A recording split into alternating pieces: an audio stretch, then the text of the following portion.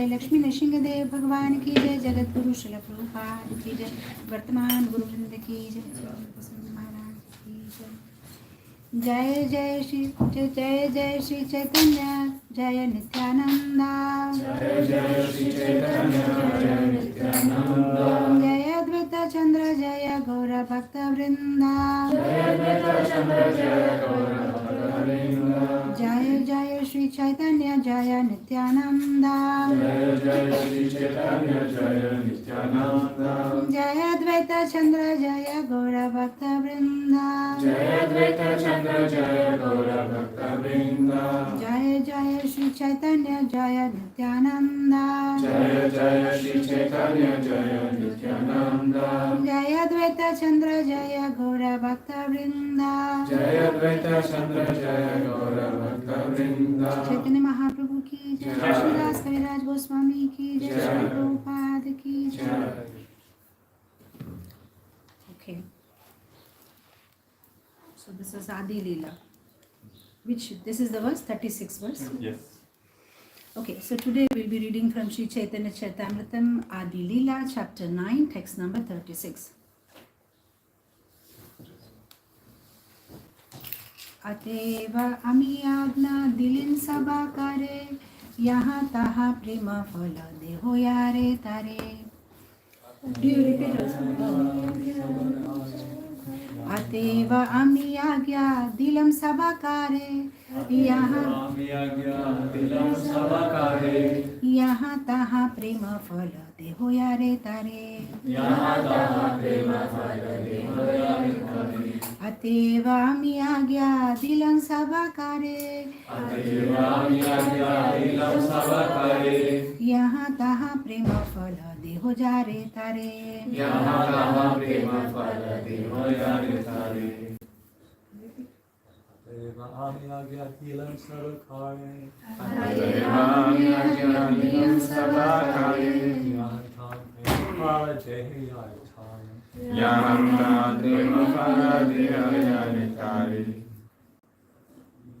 Ataivami yajna dilun sabakare,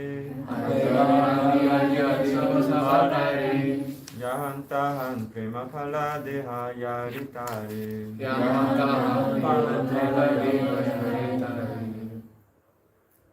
Mataji is going to say.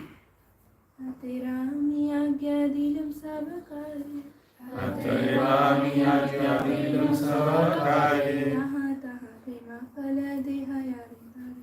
yahantahan prema phala deha yaritare. Ateva, therefore, Therefore, Ami, I, Agna, order, Dilam, give, Sabakari, to everyone, Yaha, wherever, Taha, everywhere, Prema Phala, the fruit of love of Godhead, Deha, distribute, Jare, anyone, Tare, everyone. Translation and purport by His Divine Grace A.C. Bhakti Vedanta Swami Srila Prabhupada, Srila Prabhupada ki Jai. Therefore, I order every man within this universe to accept this Krishna conscious movement and distribute it everywhere. Purport. In this connection, there is a song sung by Srila Bhakti Vinod Thakur.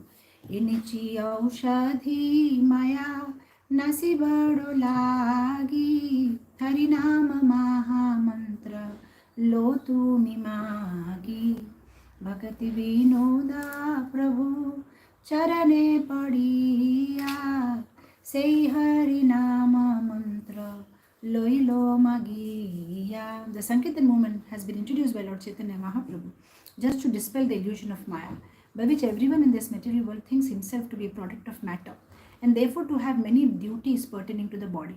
Actually, the living entity is not his material body. He is a spirit soul. He has a spiritual need to be eternally blissful and full of knowledge. But unfortunately, he identifies himself with the body, sometimes as a human being, sometimes as an animal, sometimes a tree, sometimes an aquatic, sometimes a demigod, and so on. Thus, with each change of body, he develops a different type of consciousness with different types of activities and thus becomes increasingly entangled in material existence, transmigrating perpetually from one body to another. Under the spell of Maya or illusion, he does not consider the past or future but is simply satisfied with the short lifespan that he has gotten for the present. To eradicate this illusion, Sri Chaitanya Mahaprabhu has brought the Sankirtan movement and he requests everyone to accept and distribute it. A person who is actually a follower of Sri Bhaktivinoda Thakur must immediately accept the request of Lord Chaitanya Mahaprabhu by offering respectful obeisances unto his lotus feet and thus beg from him the Hare Krishna Mahamantra. If one is fortunate enough to beg from the Lord this Hare Krishna Mahamantra, his life is successful. So, Om Ajnanati Mirandasya Gnananjana Shalakya Chakshurannmitam Yena Tasmai Shri Gurave Namaha. So I was thinking that we'll be speaking on Srimad Bhagavatam, but suddenly the book has changed and Chaitanya Charitamritam has come, and I'm very glad about it. Chaitanya Charitamritam is a very, very special book. In fact, Bhakti Siddhanta Saraswati Thakur once said that if there is a flood and you have to somehow save yourself, what we do if there is some kind of a tsunami or earthquake, you immediately take your prized possessions and save them. So he said then there are three things or three books that you should save: Bhagavad Gita, Bhagavatam and Chaitanya Charitamrita. And he said, in case if the flood is very high and you're unable to save all the three books, then it's okay. At least you save Bhagavatam and Chaitanya Charitamrita. You can give up Gita. But the flood becomes even more higher and you can't save the two books. You just have capacity to save only one book. Then better you give up Bhagavatam and save Chaitanya Charitamrita. But the flood becomes even more higher and you can't even save Chaitanya Charitamrita. Then you better die. What will you do? It is no use. If Chaitanya Charitamrita is not there, there is no point of living. You better die. So that special is Chaitanya Charitamrita. So very wonderful verse. What I understand, because I don't know what background you're all reading it, but what I understand is this conversation is going on where Mahaprabhu is saying that I'm the only gardener, you see, and I'm trying to distribute these fruits, and how much can I alone distribute? I need all of your help, and all of you should help me in distributing Krishna consciousness. And this is so very special preaching movement. Ours is a preaching movement. When Prabhupada was asked, can you define ISKCON in one line? He just said, chant Hare Krishna, preach Hare Krishna. That's all he said about definition of ISKCON. So we need to chant Krishna's name and we need to preach Krishna's name. Yesterday when we were having discussion in the evening, I was telling that people may think that preaching is some activity where you are trying to help others. No, actually when you preach, you're just trying to help yourself. Because if you don't preach, imagine if you don't develop, or my English is not that good, so I may make some, if you don't develop a community around you, you won't be able to sustain in Krishna consciousness for long. So you're doing it for your own benefit. Sometimes people clean their house and they, throw the trash outside, but they don't understand their house may be clean, but if there is a trash outside, some mosquitoes may breed and ultimately you will be affected. If we don't give Krishna consciousness to the society, if the society is degenerating or if it is, degrading, ultimately it will come back to us. So even if we want to be happy and we want to go back to home also, we will have to preach and help everybody progress in Krishna consciousness. Because in this world, there are two relationships that we have. We have one relationship with Krishna, which is vertical, and we have relationship with the people around us, which is horizontal. And if we want that vertical relationship to be strong, then we should have a proper horizontal relationship with the people around us, because these two has to be in proper alignment. If somebody thinks, I will just become good devotee and do my own sadhana, I don't care what happens to the world, it doesn't work like that.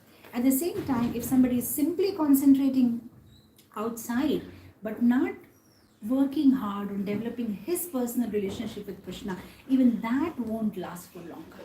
If people are simply focused outside and not looking inside, even that's not going to last for longer. Both needs to be simultaneously done. The foundation, that is our relationship with Krishna, and then you develop over it. So both are simultaneously required to be in proper alignment. If people around us are not happy, they're not Krishna conscious, you won't be motivated. We'll see like what happened. Because of somewhere, some part of the world, somebody ate something wrong, because of which the whole world got affected. Their Krishna consciousness got affected. They couldn't get access to temple, couldn't get access to devotee association. And there is one thing, we Zoom and all, okay, that's separate. But somewhere somebody did wrong, everybody got affected. So we will have to work and make sure that together, that is why this whole Sankirtana also means that you do with all your senses, kirtana. And sankirtana also means that you do it with the devotees, in association of devotees.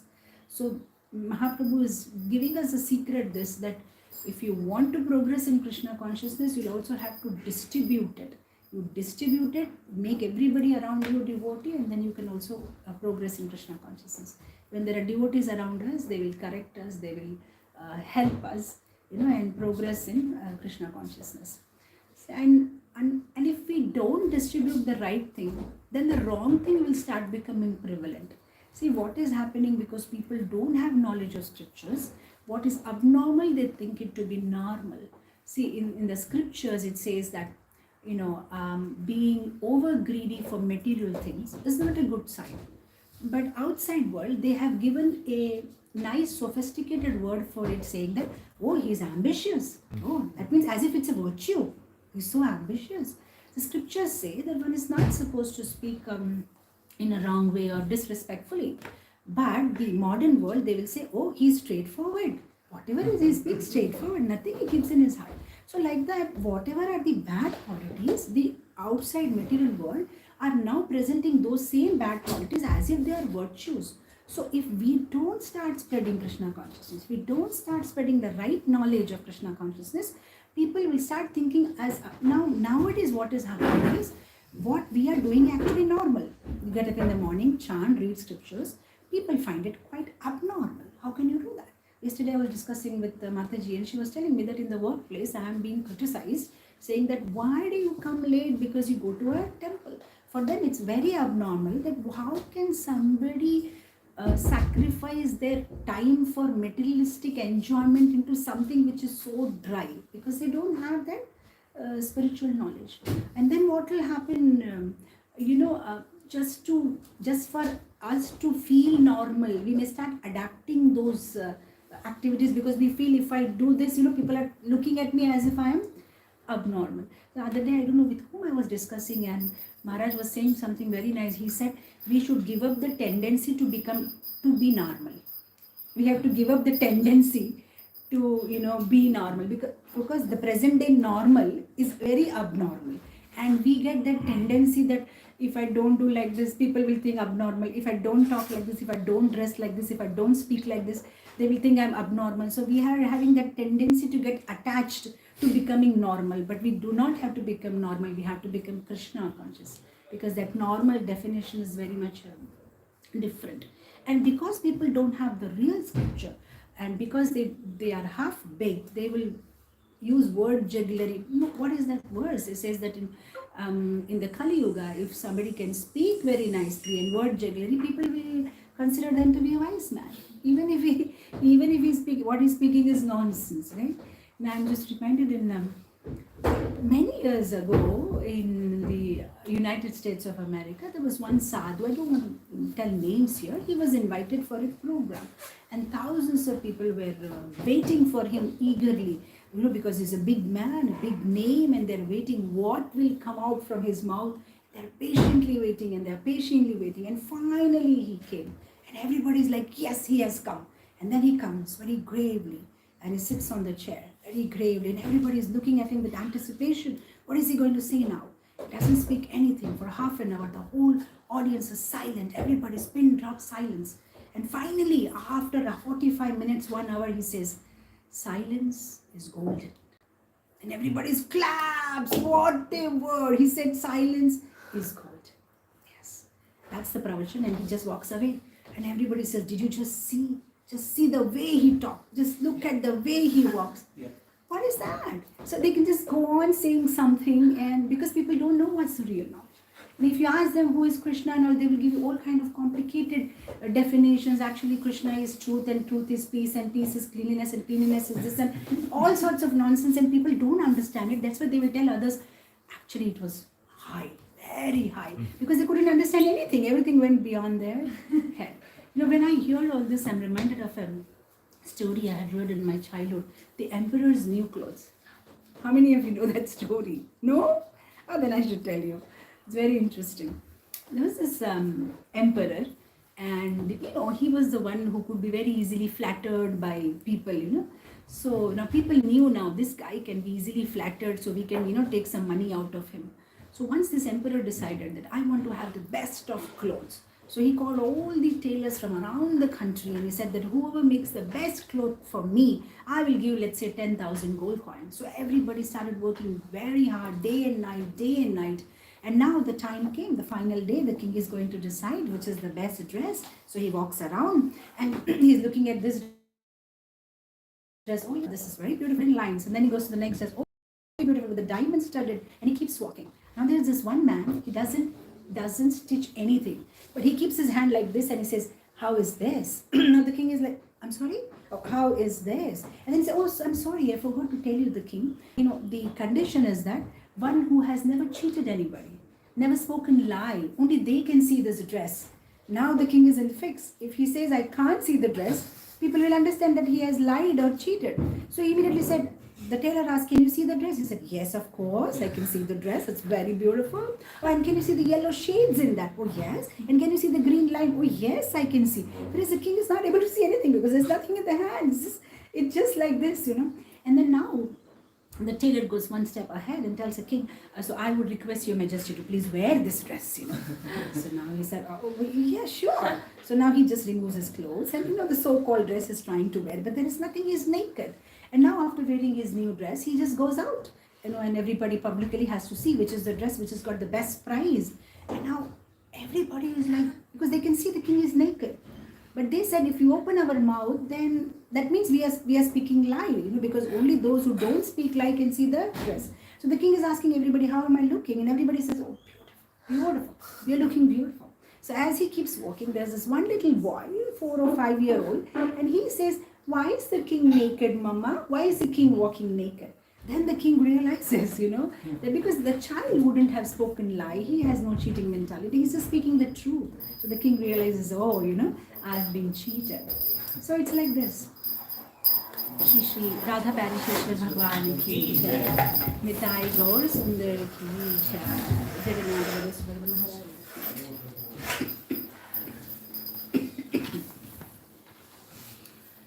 So it's like that. The emperor's new clothes. If we don't give the right thing. See, in India especially, they love to misinterpret Bhagavad Gita. If you ask any Hindus, the so-called Hindus, they never read Gita. But you ask them, sir, what are you doing? He said, well, Krishna told in Gita, yata ichchesi tata kuru. Krishna told, do whatever you like, Arjuna. So we should do whatever we like. But it's in the different context. What Krishna is telling Arjuna after explaining the whole thing, I have explained you everything, now you decide what you want to do. But they just take that part of it where Krishna says, Yate ichchesi tata kuru, Krishna told not do. So we should do. We should not see, especially in Bengal, they say, we should not, strain our heart.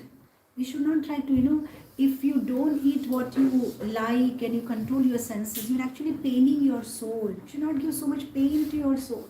If you like to eat fish, you should eat. Don't pain your soul, they'll say. So they'll say, Krishna told, do whatever you like.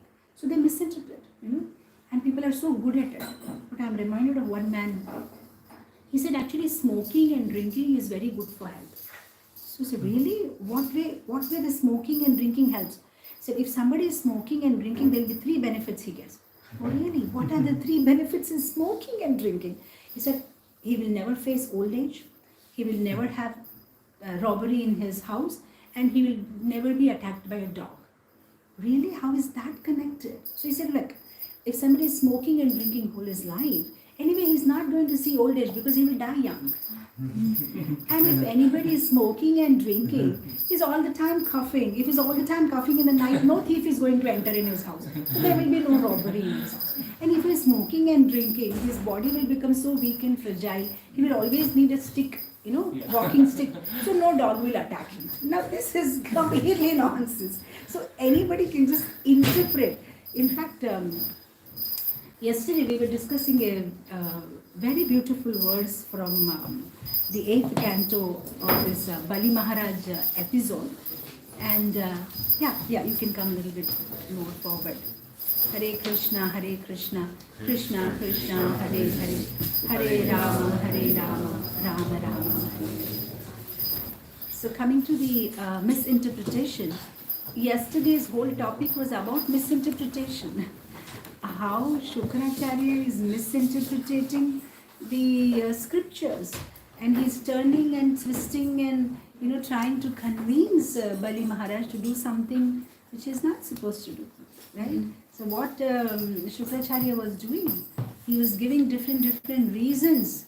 Oh, he's Hari. He'll take away all your wealth. He's not for your interest. He's come on the behest of Indra. He will take away everything from you. Your wealth and opulence will go away. And he was trying to convince Bali Maharaj in different ways.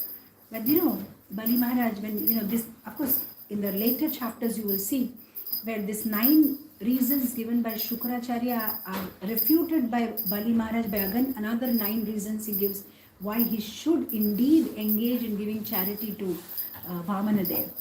So there, he talks about, he tells him the benefit of, good quality of lie and bad quality of truth.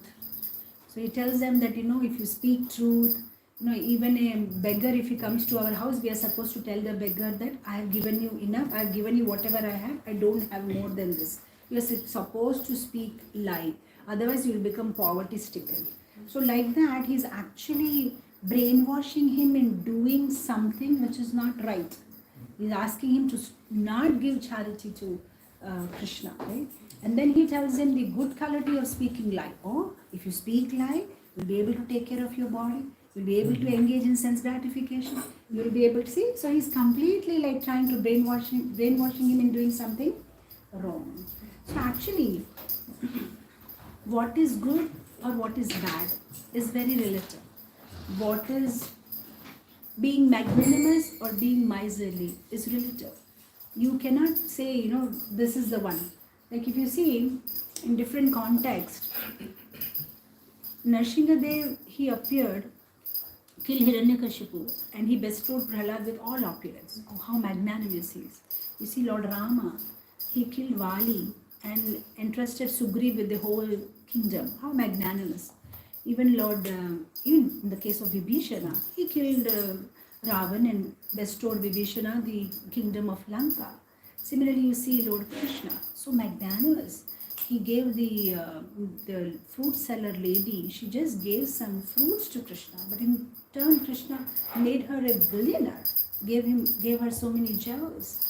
We see in the case of Sudama, he just came and gave some 3 handfuls of flat rice, and Krishna bestowed him with so much wealth. How magnanimous.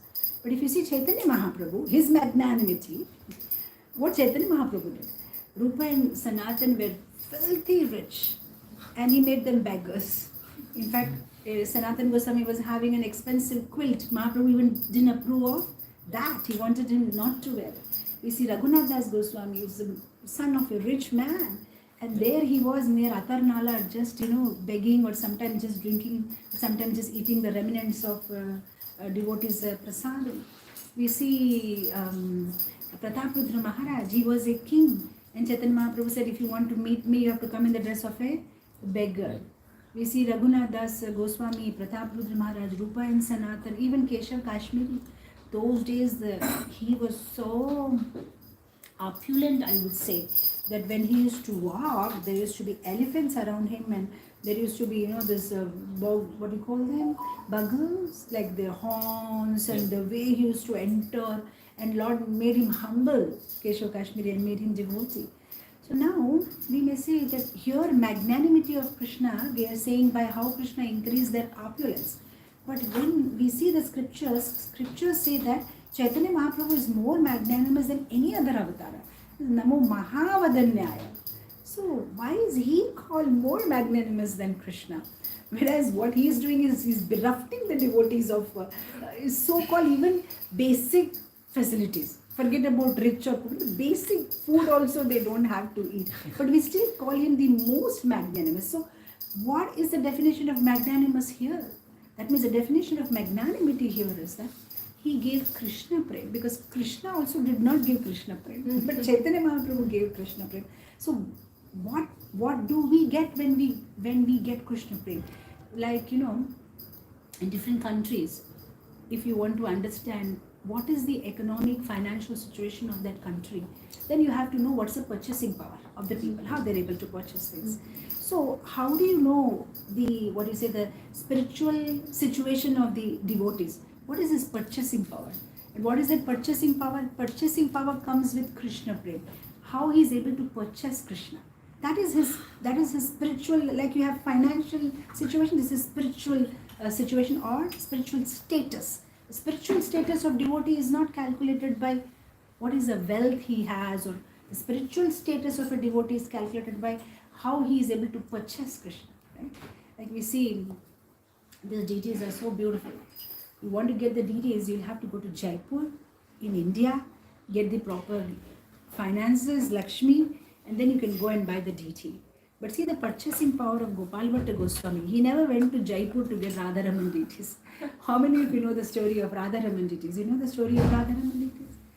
Gopal Bhatta Goswami, he simply had some shaligrams. So when he went to Gandaki river, he got some shaligram and he didn't want it.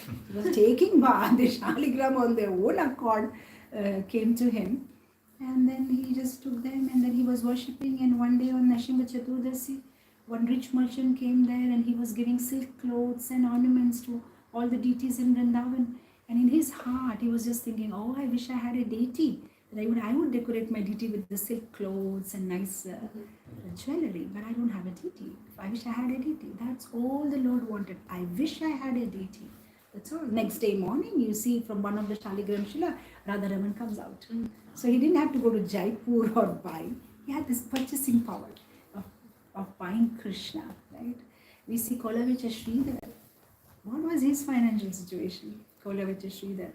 He didn't even have a roof on his head. There was always water leaking. He didn't even have a pot to drink water. The pot in which he used to drink water also had holes. He had no clothes to wear. The only thing that he used to, somehow wrap himself with some torn clothes. But he had a purchasing power. He was purchased Krishna's time. Time is very valuable. Isn't it? Chanakya Pandit says, the most expensive thing in this world is time. Why? Because that is one thing you can't purchase. The moment gone is gone. Even if the richest person in this world can't purchase that moment back. The time is the most precious thing. So, of course, time cannot be, because it's the most precious thing, you cannot calculate time with money. But for material calculation, everybody is given something like for 1 hour, a labor may get 150, 500. In India, labor gets per hour maybe like 600 or something per day. But as the status increases, the money per hour also increases. A laborer may get less, an officer may get more, a CEO of the company may get more, a prime minister of the nation may get more. So like that, and the devatas, their time is more precious. So imagine as the hierarchy goes up, the value of time is very important. And imagine the time of the Supreme Personality of Godhead must be so expensive. He is the boss of the whole world. And what is he doing? He's giving 3 hours of his time every single day arguing with Kolavicha Sridhar. Can you imagine what is the power of Kolavicha Sridhar? The Supreme Personality of Godhead stands right in front of him and passes time with him for 3 hours every single day, arguing over the price of a banana leaf, or arguing over the price of a coconut. Where Kolavicha Sridhar is like, this is the price, and Lord is like, no, I can't pay that much, it's too high. And then when the other customers come to buy, then Lord says, no, you cannot bargain with them. I am come first, let us sort out. Then then the other customers. First you finish up with me. And by that time the other customers go away because they can't keep waiting and waiting for hours. And when they all go away, then he tells Kolavicha Sridhar, well, nobody is even buying your stuff. There's no customers around, but you give it to me for free. Anyway, they'll get spoiled by tomorrow and there are no buyers. And when Kolavicha Sridhar argues, he says, well, you are a rich man. What do you need all that money for? Oh no, I'm not rich. Oh no, you are rich. You are hiding from people. I know you are rich. And then after the final argument, what the Lord does, finally he doesn't even pay 1 rupee. He just takes those things and run away. So can you imagine what's the power of Kolavicha Sridhar? He's purchased the Lord. The Lord spends hours together. That Lord whose glimpse even the devatas can't have. In the Suprabhatam, it says, that the Lord in the morning in Vaikuntha, when he gives darshan, there is so much rush. The Jai and Vijay, they are with a big stick and they are beating on the heads of the Devatas. Come on, move, Indra, don't stand for so long time. Come on, move. And Brahma is doing some prayer and Jai Vijay is like, come on, not here, go in the back and do the prayer. So many people are waiting for darshan. That's the situation in Vaikuntha. Even the Devtas are like pushing each other to have just one glance of the Lord. And that Lord is with Kolavicha Sridhar. Come on, give me this coconut. I want the coconut. Look at the purchasing power of a devotee. He can do anything. Look at Shivananda saying, since we are from Chaitanya Charitamrita, even a dog got mercy of Shivananda saying the Lord delivered the dog. What about Srivas Thakur? The Lord told Srivas Thakur, even a worm in your house will get delivered. Srivas, anybody who is favorable to you, I am sold out to you. Srivas Thakur. Shivananda said. Huh? And what about, I don't know, how many of you know about alvars? Have you heard about alvars? So just like we have this Sada Goswamis, our parampara, they are like the highest devotees. Similarly, in the South India, there are these alvars. The meaning of the word alvar is one who is immersed in the love of God. So there are many pastimes connected to these alvars, and just like our Sada Goswamis have excavated Vrindavan, established so many beautiful temples, and established bhakti, written so many scriptures, and by their own personal behavior, they have taught so many nice teachings to us. Similarly, these alvars, they were worshippers of Lakshmi Narayan, they were worshippers of Lord Vishnu. They have written so many scriptures and beautiful poems and established the bhakti in South India. So there was this one alvar, and then Tirumala Sai alvar. So he's an amazing devotee and helping so many people in their Krishna consciousness. So once it so happened that in an ancient temple in South India, there was one very old lady. Now I don't know if you know this, there is a culture in India, early in the morning when you get up, you are supposed to sprinkle water in the front of your house and similarly in the front of the temple. And then you are supposed to paste, gobar, cow dung. That's the tradition. So this old lady, without even one day of rest, used to come every single day and sprinkle water in front of the Lord's temple and clean it with the cow dung and all. So this Tirumala Sai alvar, whenever he used to come for darshan in the temple and see this lady, he was very happy with her. So he said, "Oh lady, I'm very happy with you, and I want that you should continue the seva of Krishna. But now because she is becoming old age means it has its own problem. There will be backache, this ache. So I blessed you. You will never become old. You will remain young and beautiful." So now, as soon as she got the blessings of Tirumala Sai alvar, she became very young and beautiful, and so beautiful. Imagine if a devotee blesses. So now she is continuing her seva. But the talk of her beauty went around the whole country, and the king of the country came to know that. So he also came to see her, that how beautiful she is. So then he decided that such a beautiful lady should be my wife. So he asked her, "Will you marry me?" She said, "I have no objection. As a woman, I need protection." She said, "Okay, fine." So they got married. Now she's very happy. She's continuing her Krishna consciousness. But as the days pass by, as the years pass by, the king is becoming old, because that's the natural way the body will degenerate. But she still remains beautiful and young. Now the king started getting a little bit like, my wife looks so beautiful and young and I'm getting old. So he tells his wife that, "Can you help me?" "What way I can help you, Prabhu?" "Even I want to look young." "Who blessed you?" "Oh, my Guru Maharaj blessed me." "Can you ask your Guru Maharaj to bless me too, so that I also look young?" I don't think he will give any such materialistic. No, you are my wife and supposed to be obedient to me. What am I asking you? Simply ask your Guru. So he said, I don't think my Guru will do that, but my Guru has a disciple, Kanikanan, and he is similarly empowered like my Guru.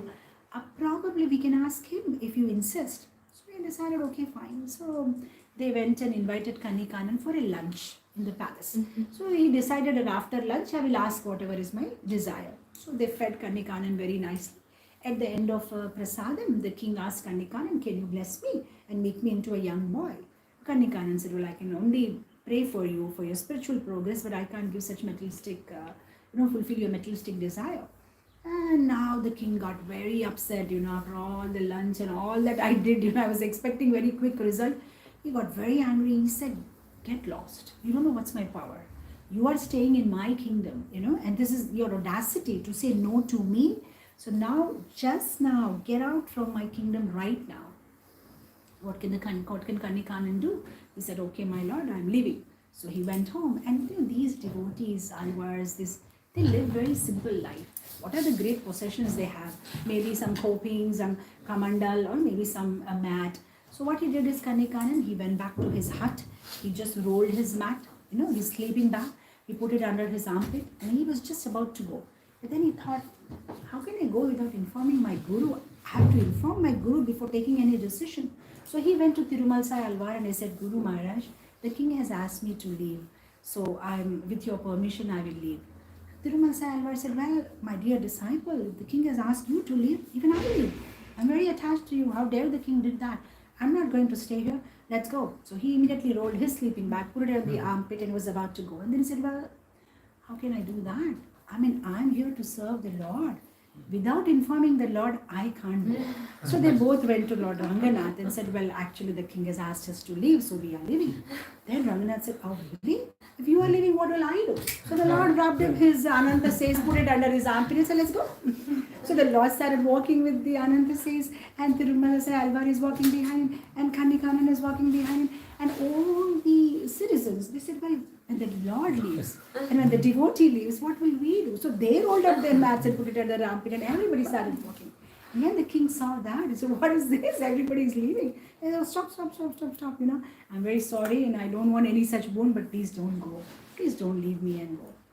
So then everybody, the moment the king said that, they just came back and again opened up their sleeping bag and they're back to normal life. So look at the purchasing power of the devotee. The Lord is like a subservient to a devotee. So not only the devotee has the purchasing power to purchase the Lord, but the devotee has the power to sell the Lord also. Like the Lord says in Chaitanya Charitamrita that Vasudeva Datta, if you sell me to somebody, I will be sold. And that's what Prabhupada did. He sold the Lord to all of us, right? We are not having that patrata to purchase, but He gave it to us. He gave it to us because, what is that bhajan? Krishna se tumar, Krishna dite paro, tumara shakati ache. Oh, Vaishnava Thakur, Krishna is your property. You can do whatever you want to do with Krishna. You can give it Krishna free. You can do whatever you want to do with Krishna. That's the power of a devotee. He can do anything. In fact, there's one more pastime of a devotee called Kanchipurna.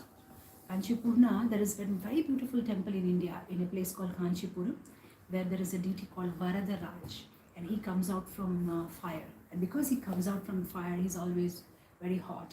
So Kanchipurna used to do the seva of, Chamara seva for the Lord, fanning the Lord. So the Lord was so attached to Kanchipurna. Both of them used to have conversation inside the altar whenever he's doing service, So once it so happens, in Kanchipurna, every day after the Shayana Seva, he makes the Lord sleep and all, and then he goes home. It becomes late in the night. Late in the evening or late in the night, there are no street lights in those days. So there was this one Shudra fellow who used to sit with this kerosene lantern and wait for Kanchipurna and then walk him back home. So one day this guy asked Kanchipurna, I heard you are very close to the Lord and you have daily conversations with the Lord. So can you ask one question to the Lord? After I die, I leave my body. Is there any chance that I will go back home and go back to Vaikuntha? So Kanchipurna said, well, fine, I will ask the Lord tomorrow. So next day when he's doing the Chamara Seva, he said, Lord, can I ask you a question? What is that? There is this one guy. Lord says, who is that guy? Oh, I don't know how to explain him. He's my friend, Lord. Oh, really? He's your friend? Yeah. Every day he takes this lamp and drops me home and he serves me so nicely. He has a question. When will he go back to Vaikuntha? The Lord says, well, Kanchipurna, I am so attached to you. Anybody who serves you in any way, they will go back home, back to Godhead. I'm very, very happy. You tell him that he will go back to Godhead in this lifetime, immediately after giving body. So Kanchipurna becomes very happy. Then Kanchipurna asks the next question, my Lord, when will I go back home, back to Godhead? It may take some more lifetimes. Really? Anybody connected to me goes back, how come I don't go back? Then of course that's another story where Lord says, well, you're serving me directly. If you serve a Vaishnava, then you can go back. But you're serving me directly. You're supposed to serve a Vaishnava, you know. Then, you know, he gets so upset. He takes the chamber and puts in the Lord's hand. Fan yourself. Let me go and search for a Vaishnava. And then, of course, he goes in search of a Vaishnava. And then wherever he goes, people are like, you know, he says, Prabhu, can I serve you? Oh, come on, Prabhu, don't say that. You speak directly to the Lord. And how can I take service from you? Oh, Prabhu, please, can I serve you? No, I will serve you. I was in a mess. How do I go back to Bharat? Unless I serve a Vaishnava and nobody's taking my service. So then finally, he just changes his clothes in a disguise. Removes his tilak and everything in a disguise and goes to a very exalted devotee, Goshtipurna. And he says, well, sir, is there any service? I'm in need of a job. Oh, yeah, sure. You know, what do you need in return? Oh, nothing, just 2 times food. Fine, take care of my cows in the Goshala. So fine, he's very happy now that I'm finally serving a Vaishnava. So he starts serving the Vaishnava, taking care of the cows, and life is going on very well. One day it so happened, it was raining very heavily. So when it was raining very heavily, this Goshtipurna, he thought in his mind, but that poor worker, you know, whom I have hired in the Goshala, I've never even seen that 2 extra sets of clothes with him. He must be drenched in water. Maybe I should go and help him. So he took some, you know, his old clothes and he ran down to the servant's quarter so that he can give his clothes to this, the cowherd man or the Kanchipurna. He doesn't know he's Kanchipurna. What happened to Kanchipurna here? He came all drenched. You know, he had taken the cows for grazing. He came all drenched in the rain. Now he thought, anyway, it's late in the night. Nobody's going to see me and my clothes are drenched. So he removed his clothes, wore the set of the clothes that he wears regularly when he does the Lord's Seva. And then he put his nice Vaishnav tilak. And then he took his mala and he's chanting very nicely, closing his eyes. And suddenly the servant quarter door opens. And this man walks in and he says, oh, are you Kanchipurna? Oh, yeah, oh my God, oh, how I am condemned. How did I take service from you? Oh, please, leave just now. I can't take service from you. It's an offense. I've taken so many days service from you. You know, now you please go back. And Kanchipurna is like, no, I don't want to. I want to serve you. No, you can't. And then Kanchipurna is walking here and there. And finally, Lord Varadaraj, you know, because there's nobody to do fan seva for him, you know. And Kanchipurna, he goes off to Balaji, goes everywhere, but he's not going back to Varadaraj. Then finally a devotee gives him a message that Lord is telling you he will take you back home, come back, you know. Okay, then I'm coming back. So it's like that, you know. So can you imagine the purchasing power, you know, of a devotee? Even Lord can't give us directly something which a devotee can give. So Lord has given himself to a devotee. Lord is a property of a devotee, and the devotee decides who will get the Lord and who will not get the Lord. So in fact, yesterday that was the discussion, that how there are 3 people in this world who can help us, that is Guru, Krishna and Yamaraj. And after that, you know, Yamaraj is very hard-hearted, he won't help us. And Krishna said he won't interfere with whatever Yamaraj does. So the only person that can help is Guru. And Guru means everything. For sometimes for us, Guru means, you know, we have an imagination of somebody in a saffron dress with a danda and maybe old, and everybody is, you know, whatever we are learning from anybody who's, you know, a little better than us in Krishna consciousness, or rather, I wouldn't even use the word better, who's been there, done that, experience, can share it. There's a Guru, that's it. We just learned something from them, you know. Okay, fine, I didn't know this and I came to know from you, and that's it. I'm so happy I learned something from you, right? So that means what I'm trying to say is that when I say that Guru can help, that means devotees can help us. You know, devotees, Sangha can help us. That's our only, that's our only shelter. That's our only shelter, right? So we need more devotees so that we can take shelter. So we have to preach. Therefore, I order every man within this universe to accept this Krishna conscious movement and distribute it everywhere. We have to distribute. We may not have qualification.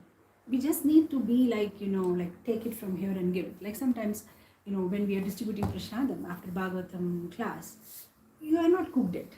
Neither you bought the ingredients. Neither you have sponsored it. You have no role in it. The only thing that you are doing is somebody bought it, somebody cooked it, somebody put it there. The only thing you are doing it is you're just taking a spoon and giving it to somebody. That's all we need to do. We are not pure. We don't have much knowledge. We are not qualified. We haven't, you know, done anything about it. Only thing is Srila Prabhupada has already made the porridge ready. Everything is ready. We just need to take a spoon take it and then put it in. That's all we need.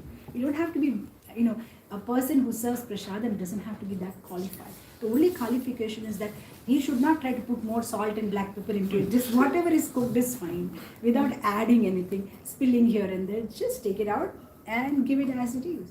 Because Prabhupada has already given everything. Just read it and speak as it is. That's all we need to do, and that will make everybody a devotee. That's it.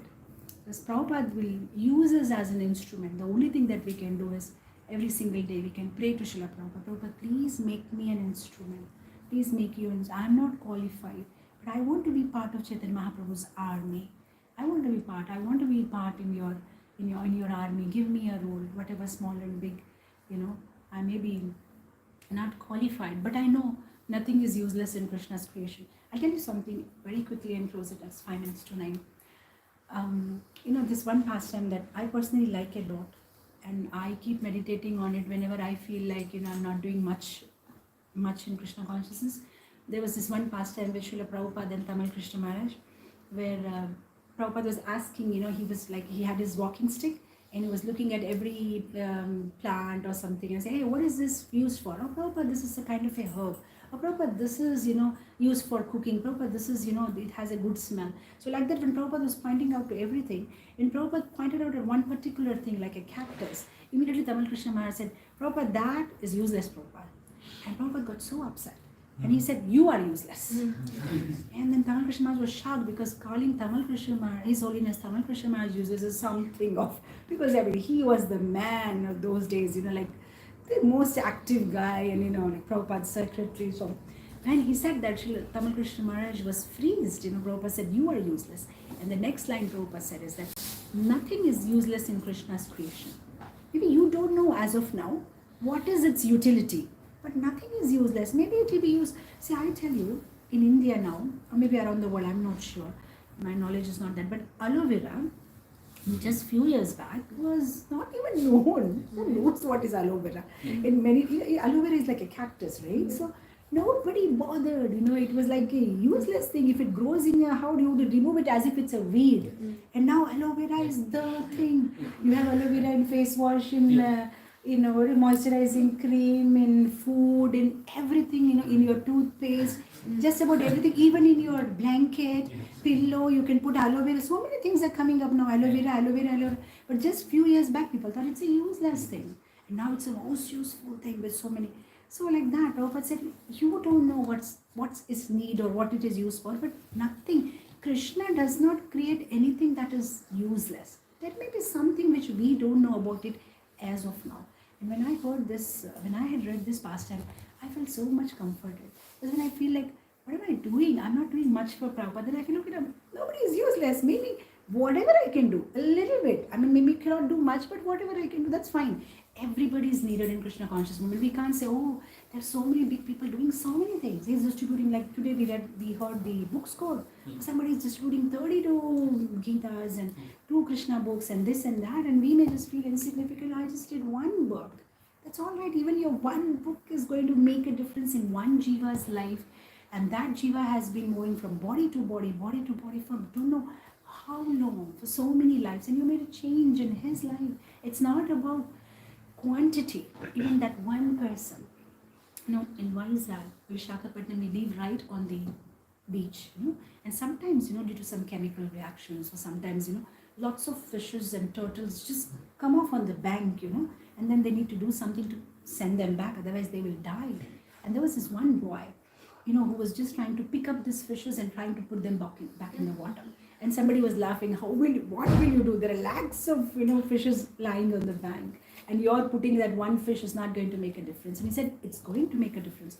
Maybe not for the whole world, but for that one fish which I put back, it's going to make a lot of difference. I've saved the life. Right? So it's like that. No matter whatever little or, preaching, small or big, even if we distribute one book, or even one person has come to Krishna consciousness because of your book distribution that day, Krishna is going to be so pleased with you.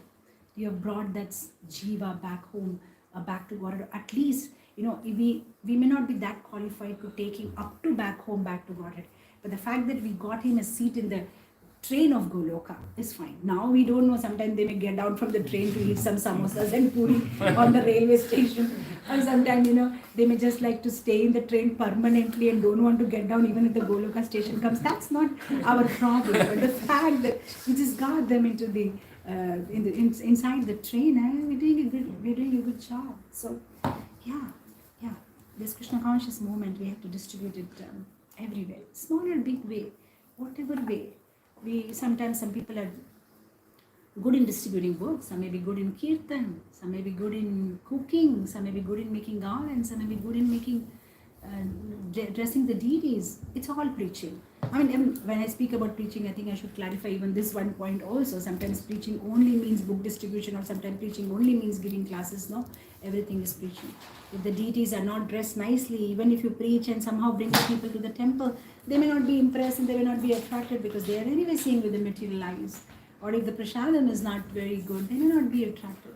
You can initially stimulate and somehow get them, but to keep that attraction lasting, there is so many things needs to be done. A temple needs to have a conducive atmosphere, a vibrant community, proper prasadam, good deity dressing, cleanliness, everything, nice happy faces, then everything will, go on. So everything is a preaching. Somebody who is dressing the deity nicely is doing amazing preaching by dressing the deities nicely, and somebody is cooking nicely is doing amazing preaching. Just for that khichdi, maybe somebody will come back next Sunday. Just for that halwa, somebody may just come back. Or maybe somebody may just come back because of your smile. Because you just smiled in such a wonderful way that Sunday and you told, yes, Prabhu, please have a seat. And that was so touching to the heart. In this material world, people are hankering for love. They're not getting that love and affection. People in the outside world, because even whatever relationship they have is so much based on what you can do for me, what you can give me, the husband, wife, what I can get from this person, what I can extract from this person. People are not happy. They have not even experienced it. How can somebody love us unconditionally? How can somebody just love us without anything? They don't want anything from us. That's what we are doing, right? I mean, that's what Prabhupada taught us. People who just walk in the temple, we don't want anything from them. We just want to give them. And they can't believe it. How can somebody love us like this? So even if you are smiling in the right way is also the nice preaching. You can just be nice to people who come to the temple on Sunday and just give them a warm feeling of being welcomed. Yes, you are welcome here. We are very happy to have you here. So the prasadam, cooking, even cleanliness. If the temple is nice, neat and clean, people get attracted to come. So whatever way we can, we should somehow engage ourselves in preaching Krishna consciousness. That will please Mahaprabhu. And we may not have that compassionate heart that I want to make everybody devotee, like Prabhupada had that compassionate heart. Oh, the jivas are suffering, I want to make them devotee. We may not have that compassionate heart, but at least for a selfish reason we can preach that I want to go back home, back to Godhead, and for that I need to butter the person, the owner of Goloka Vrindavan, and the only way he's going to let me in is if I help him out to make everybody devotee, because that's going to please him. If that's going to please him, he'll allow us to come back home, back to Godhead. So simply for our own benefit, so that we can go back home, back to Godhead, we should continue this preaching movement. We don't know what Kali Yuga is having in store for us in future. We don't know what's going to happen in this crazy world. The kind of experience that we had with Corona, it was horrifying. One small virus had made the whole world stop, and we don't know in future how many such horrific things are going to happen. So as fast as possible we need to finish our work and get out from this world before it gets worse. We hope we don't have to stay back and see more worst days coming up, and finish our business in this lifetime and go back home, back to God. Thank you so much. I'll end it here. Krishnadas Kaviraj Goswami ki jai, Chaitanya Charitamrita Prabhu ki jai, Srila Prabhupada ki jai. Hare Krishna. Thank you so much. Praise Nitai Sevini Mataji ki Jai. Srila Prabhupada ki jai.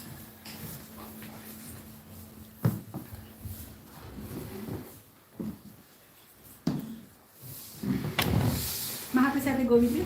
Yes. Very well. I would like to thank Mataji and Prabhuji for especially coming all the way from India to here. We thank Mataji by loudly chanting Hare Krishna, Krishna Krishna, Hare Hare, Hare Rama, Rama Rama, Hare Hare. And we also request Mataji to bless us so that we can grow in numbers, in size, in everything possible. I'll pray for all of you, and I'll keep you all in my prayers, and you please keep me in your prayers. I'm very happy to be here and meet all of you devotees here, servants of Radha Pariseshwar. It's my first visit. I'd come here before, but I didn't come to the temple just for a few hours in 1998 with my husband. Very happy to finally see the Radha Pariseshwar. It was in my mind, the deities, and finally I took their darshan. I'm so happy to be here, and thank you so much for all of your love and affection. We had a really good time, great time. My husband is not doing well. I don't know what happened yesterday. He got his stomach upset. Yesterday maybe the afternoon food was too heavy for him, and then so he was not able to come. So he's just taking a little rest. But I think he should be fine. He's already taken the right medicines. But overall we had a great time, and I don't know, maybe we hope to come back in future.